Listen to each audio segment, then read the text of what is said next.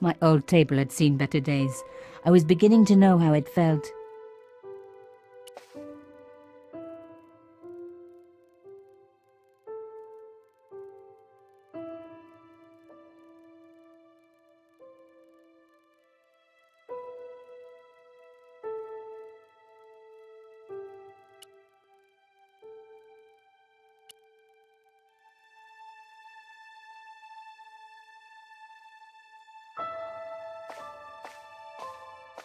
My first teddy.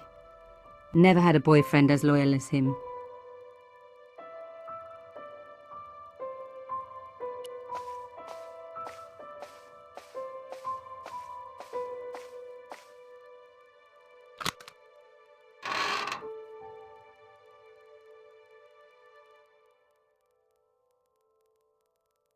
The box was one of the few things my father left me. The elephant on the lid was a perfect match to Cochon's.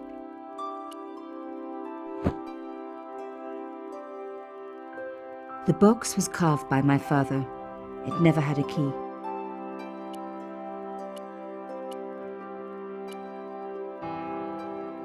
The box was... The elephant on the lid was... The box... The elephant on the lid...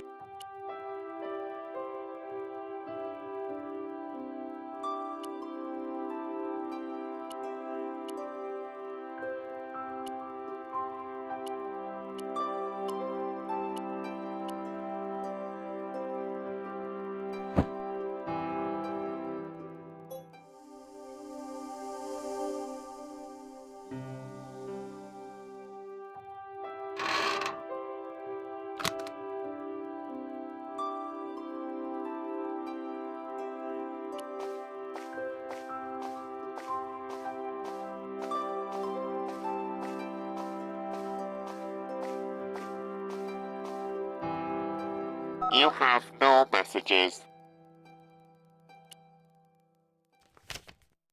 It was a photograph of my father, the first one I ever took, with the first camera he ever bought me.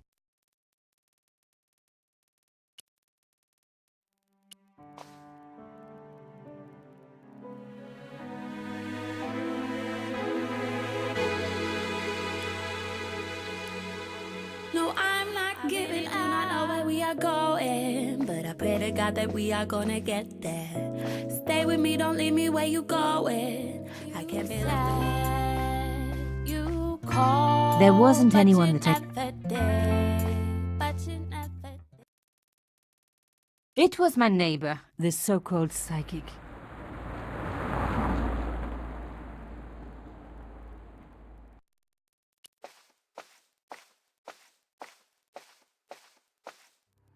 Mademoiselle Collard. Oh, hello there. Don't tell me. I'm going to meet a tall, dark man. No, I don't think so. Why would you say that? Oh, just a wild guess. Anyway, your cousin's female and very pretty. What? Your cousin from Marseille. How could you forget her so soon? She was only in your apartment yesterday. Ah, really? Such a charming young girl. Isn't she? And in my apartment, you say? She let herself in, of course. She's got a key. Suddenly, everything made sense. My apartment had been bugged. That was how Plantard knew all about my article. How did I know? Because the only cousin I have is a sweet little guy called Jean-Marc, who runs a patisserie in Le Touquet. These people were determined, which meant they were also very dangerous. I suppose she'd forgotten which apartment was mine. Oh, Miss Collard, you're a mind reader. That's just what she said. Oh, I bet it was. Well, I'd better be going. See what my sweet cousin's been getting up to. Au revoir, mademoiselle. So, where had my pretty new cousin hidden her little bug, eh? I was going to have to search everywhere.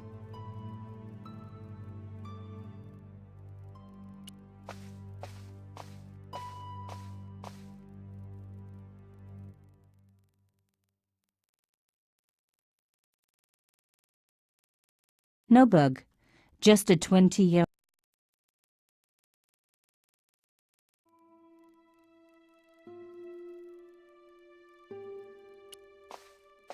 The phone was the obvious place to look for a bug. But this handset hadn't been opened for years. Besides, they would have just bugged the line.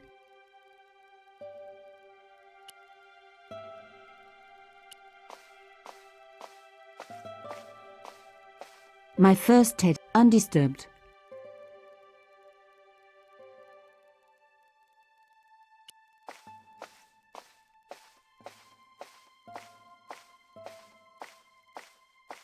No messages for me. No one had hidden a bug on the machine.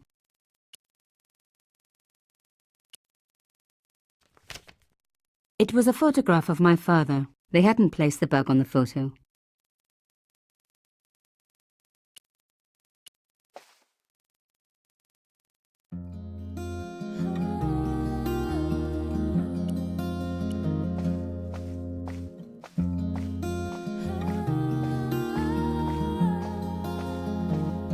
I can't believe I wait around for you. You asked me to meet you. The box was one of the few things my father left me, but that small metal disc underneath it in the chest was a recent addition. Oh, chère cousine, you left me a little present. You shouldn't have.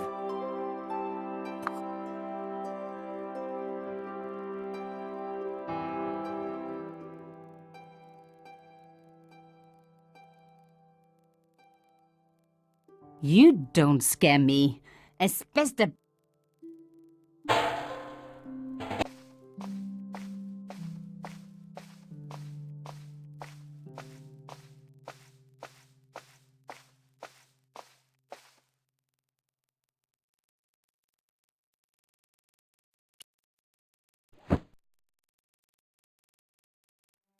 The box was carved by my father. The box, the elephant on the lid, was a perfect match.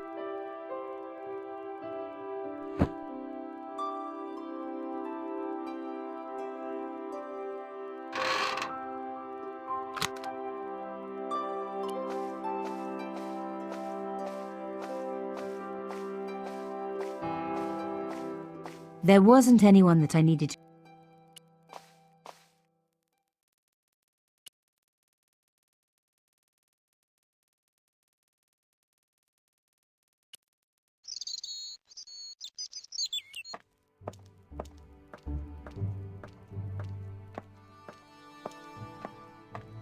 It was the kind of ancient phone beloved of French workmen. I was surprised they still use them. I didn't need...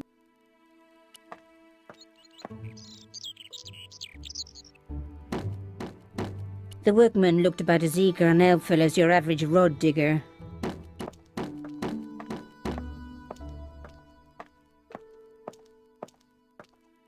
Hello, could I ask you some questions? That depends. Are you a cop? No, I'm a journalist. Bit late, aren't you? They already took away the body. I'm doing a follow-up on this story. Tell me, are you related to the workman I saw digging the hole? Don't talk to me about flobage. Pah! Okay.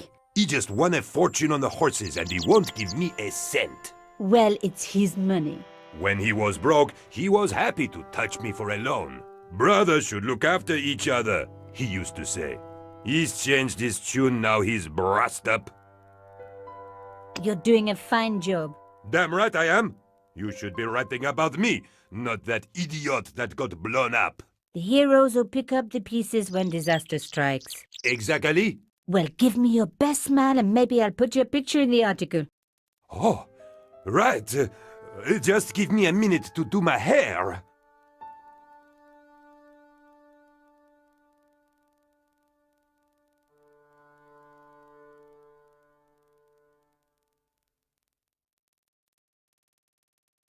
Hello?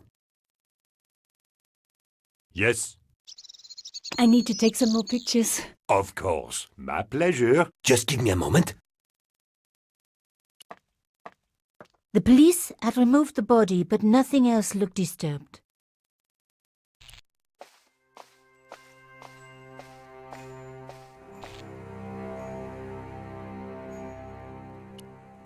A panel had been blown away, revealing a gap. From this angle, I could see that something had been lodged in the gap behind the pipes.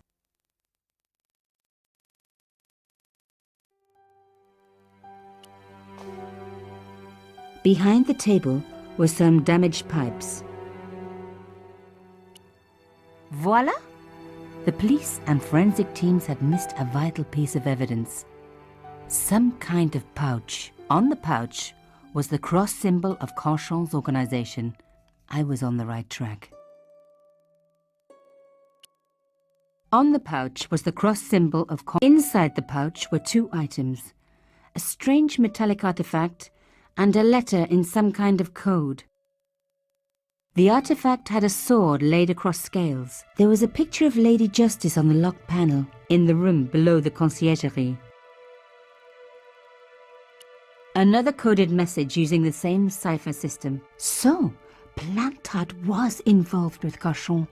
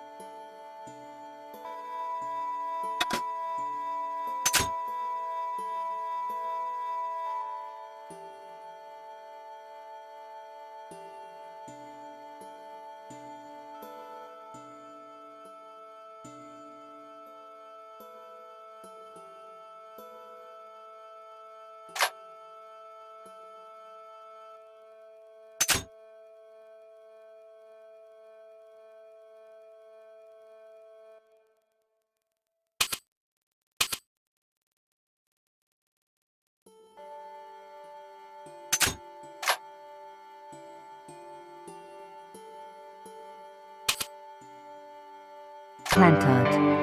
Pierre Kill. Murderer must have followed trail from Arnaud and Yamada. He will come for us now. We must be vigilant. Thierry's girl broke into Pierre's safe. She worries me. Imelda. So much for Imelda's innocence. Plantard was working for her, and for Conchon. But why did Plantard want to meet? Was it a trap? Or Maybe he was in too deep and needed me to tell the story, whatever the story was. One thing was clear. It was a story worth killing for.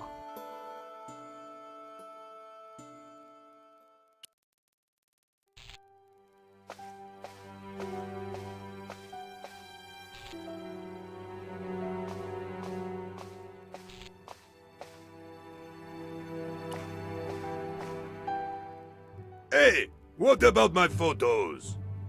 Of course. How could I forget? Well, I'm waiting. Get your camera out. Camera. Oh, I forgot. It broke. Hello. They should never send a woman to do a man's job. Well, this woman had fooled him easily enough, and found the evidence the police had missed.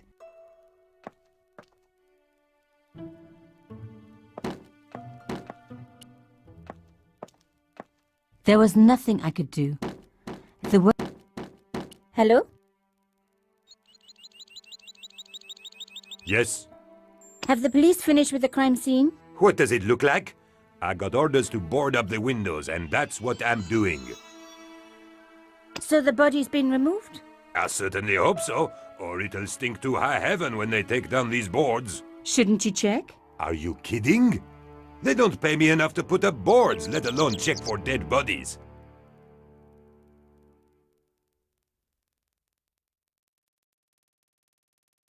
Au revoir.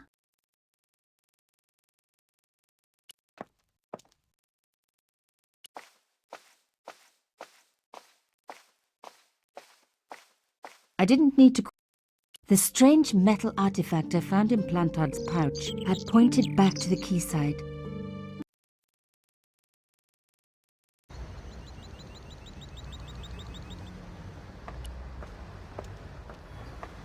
The cross looked familiar.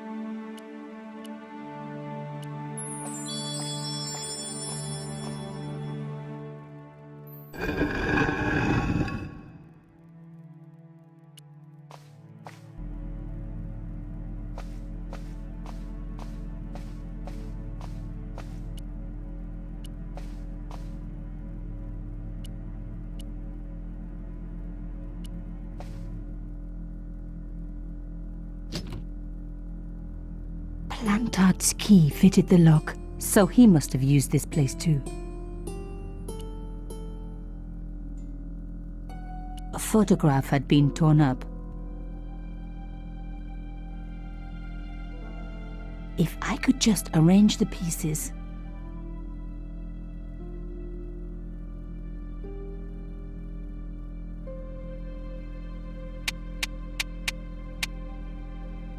Oh my God. It can't be.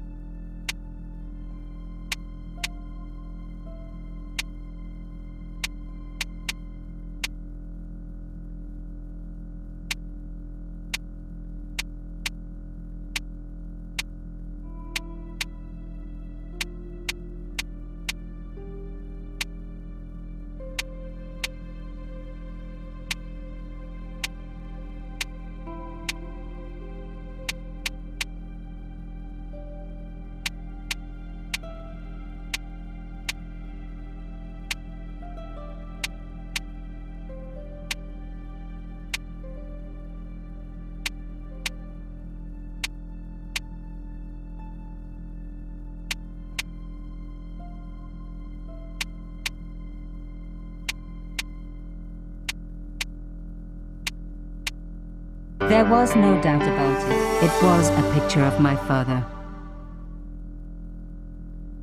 Papa, oh God. After what I'd gone through, I thought I could face anything, but not this. My father, the one person in the whole world who I truly admired, standing with Crachon while those murderers carried on with their evil work. My father, grinning at the camera. I couldn't believe it. I realized that I desperately needed to get to the bottom of this story, and that I really needed George.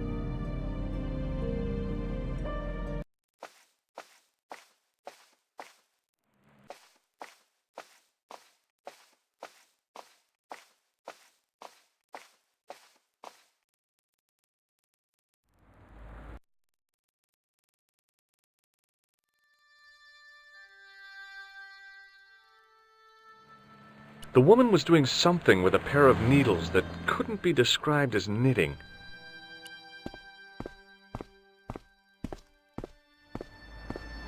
Oh, hi. Bonjour, monsieur. Would you like me to foretell your future? No thanks. I'm very good. It only takes a minute. Thanks all the same, but I'm not superstitious. Besides, if it only takes a minute, that's not much of a future to look forward to. Do you know a young woman called Nicole Collard? Yes, I do. She lives upstairs from me in the apartment block across the street. The door isn't locked, but you'll need to give it a gentle nudge. It sticks, you see.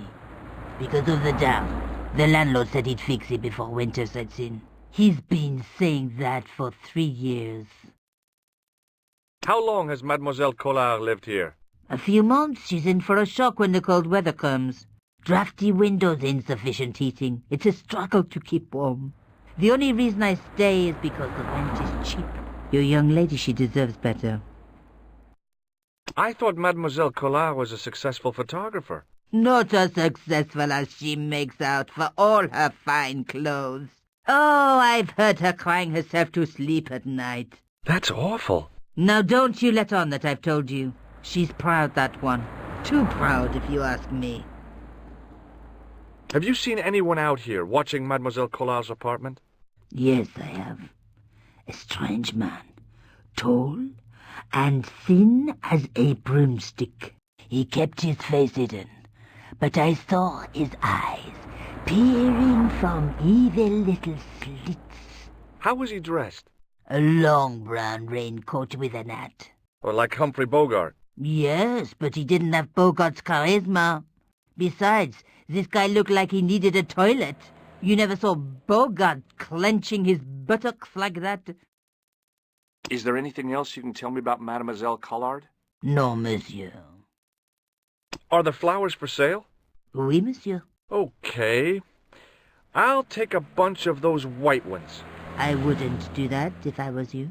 No? They are lilies, monsieur. Some people associate them with death. Yikes.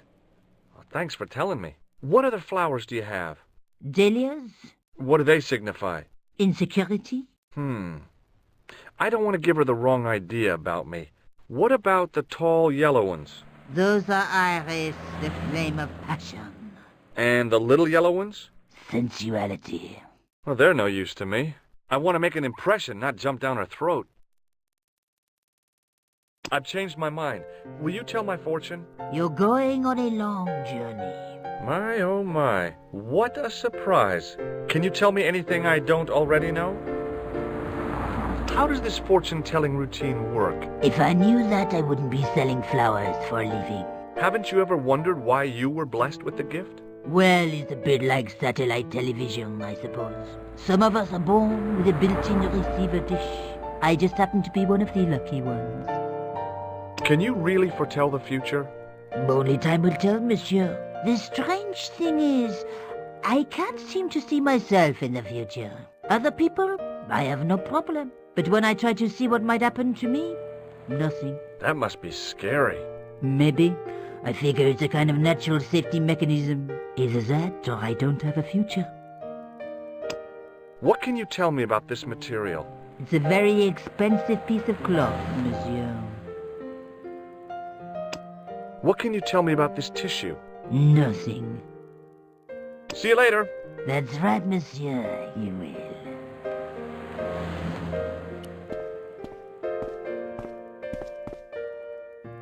Remembering the flower seller's advice, I pushed the door gently just above the lock. Hi. Bonjour. I'm glad you could make it, monsieur. Please, call me George. Fine. I'm Nicole. Take a seat, George.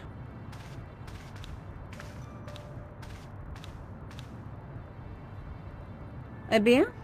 And what have you been up to? I've been exploring the sewers underneath the cafe. I thought I could smell something bad. The clown used the sewer to escape and to change out of his costume.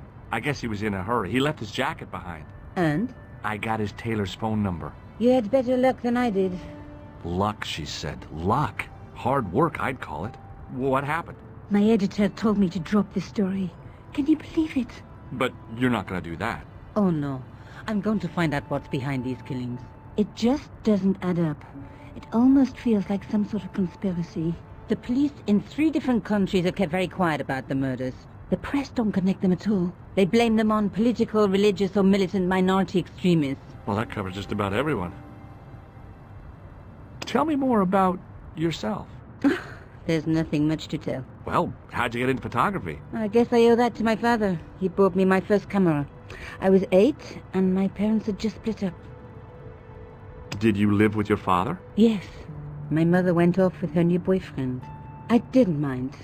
Papa was all I needed. 4 years later, he died in a plane crash. Oh, I'm sorry. It's all right. I don't mind talking about him. He was more like an older brother, really. Always joking and laughing. Papa always wanted me to study art. That's why I went to college. Did you learn about photography at college? God, no. I couldn't afford the materials. We were billed for everything we used. Paint, canvas, paper. Most of my year turned to minimalism. It was cheaper. I used to go poaching in the park for squirrel hair. The only time I wasn't hungry was the term I did printing. I used to eat the potatoes. You're making fun of me, aren't you? Oh, no.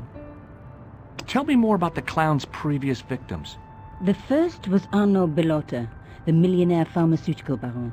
He made his money from amphetamines in the post-war slimming and diet boom. Imagine it, millions of housewives literally speeding their butts off. The only witness in the case was his Filipino au pair. She swears he was lured to his death by a snowman. What about the clown's second victim? Yamada, the controversial Japanese politician. He inherited his fortune from his father's electrochemical consortium. How did he die? At the hands, or should I say flippers, of a giant emperor penguin. A snowman, a penguin, and now a clown. I had been about to add mine to the list, but stopped myself. I really didn't want to have to explain to George about my father's involvement with Cauchon. You know, I hate to admit it, but this is scary. And I'll tell you this, I will not be accepting any invitations to costume parties. I don't blame you for being scared. I am too. But this story could be my only chance for a big break. Or an early death. I found a piece of material near the cafe. When I showed it to the concierge, he recognized it right away. It's very distinctive, all right. Just wait until you see this. I developed a film I shot at the cafe. Here, George, it's an enlargement I made. Look what that guy's wearing. Checkered pants. The same material as I found in the sewer. That's right.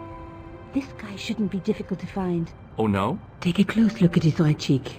A scar in the shape of a horseshoe. Or a crescent moon. How come you enlarged this photograph of me? Because I noticed the guy behind you, of course. I found this false nose in the sewer. Hey, what's this inside it? The contents of someone's nose? Don't be cross, George. It says La Risée du Monde. Masks and costumes. It's a costume shop near the Gare Saint-Lazare. I'll check it out. Maybe the owner remembers who hired the clown costume.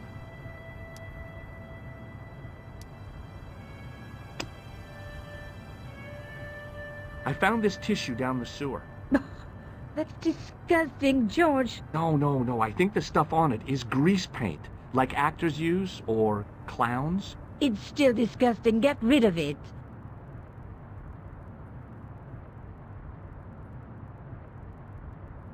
I have to go. Okay, I'll see you later.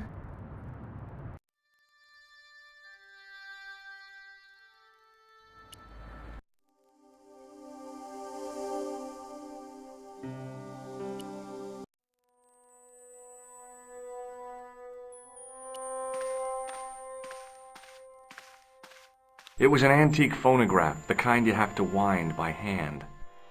The guy's spoon-shaped face was mournful and humorless. He looked like a vegetarian in a slaughterhouse.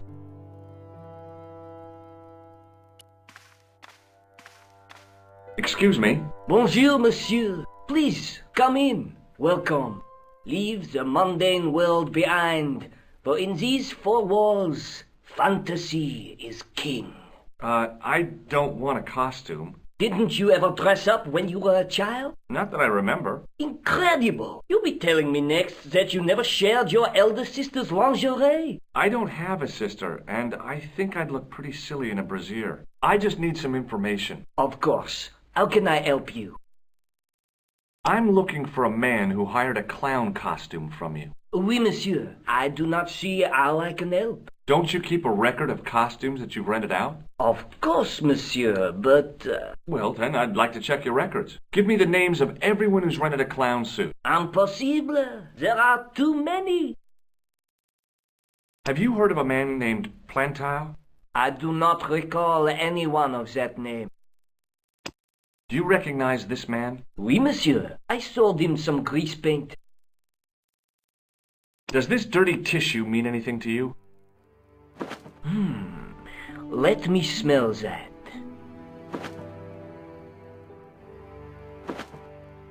Bestheimer's number 7 white pancake. Theatrical grease paint, right? Oui, monsieur.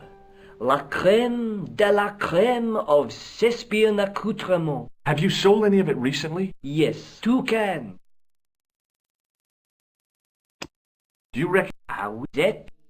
I remember the scar on his face. He chose 2 costumes. Bozo the clown and Seamus the pixie. A pixie? Very smart. Green silk with a taffeta lining. He gave me his name as Monsieur Khan. Do you want this red nose back? Not after it's been worn, thank you. Thanks for your help, buddy. My pleasure, monsieur. Allow me to shake you by the hand. Huh? Well, okay.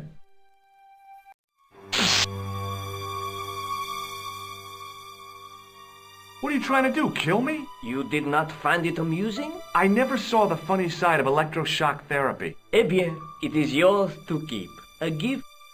Do I need a license? No, but I give you a word of warning, monsieur. What? Remember to switch it off before you visit the toilet. It was the shake and shock buzzer I'd been given by the man in the costume shop.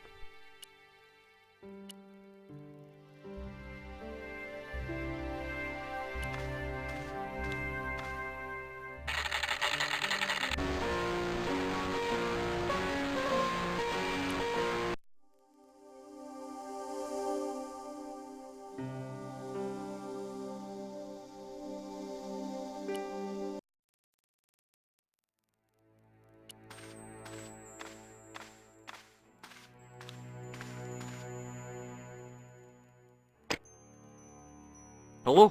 Who is this? Mr. The man I'm looking for is called Khan. He bought a suit from you, remember? Mr.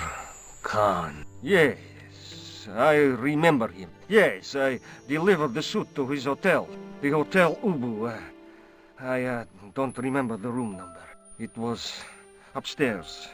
The second room on the right-hand side of the corridor. Thanks, Todrick. That's all I wanted to know. Now I've got you, Mr. Clown.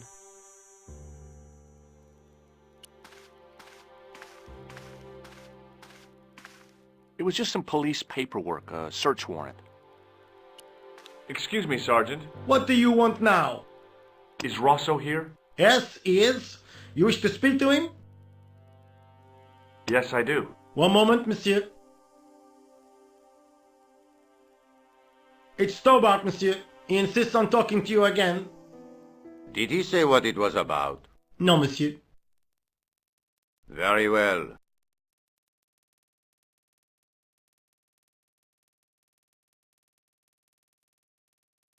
Hi, Inspector. Remember me? But of course, Doctor. My mind is a well-ordered faculty. A mental classification system that's the envy of the Bibliothèque Nationale. No tricks, mark you, monsieur. Just exercise. Just as our muscles waste through inactivity, so our minds decay. But there is no need. If only people would learn to exercise their wits daily. If he was trying to impress me, it worked. He was pompous and patronizing, but he had style. Eh bien, if you called about the bombing, you're too late. Investigations have been closed. But I've been taken off the case. what about the murderer, the dead guy? It is out of my hands. Don't you want to know what I found out about the killer? I told you, monsieur, the case is closed. I have washed my hands of the whole affair.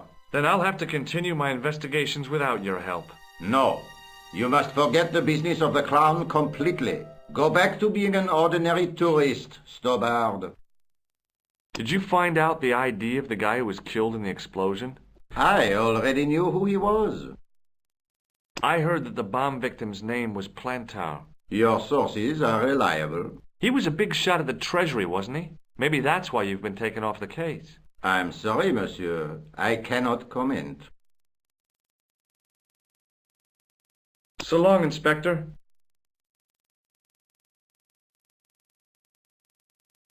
Do you know a man named Khan? He's a shifty-looking guy with a scar. No, monsieur. Has this man any connection with the... Yes. I believe Khan was the name he used when he hired the clown costume. Do you recognize? No, monsieur. It's the guy who bombed the... This man looks... He's taken off his green... Then there is nothing to link this man with the killing. Nothing? Look... Hardly like... See you later, Sergeant.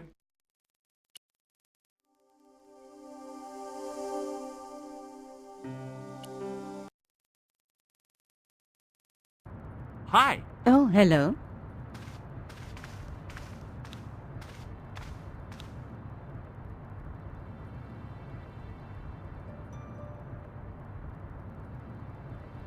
I have to go. Okay.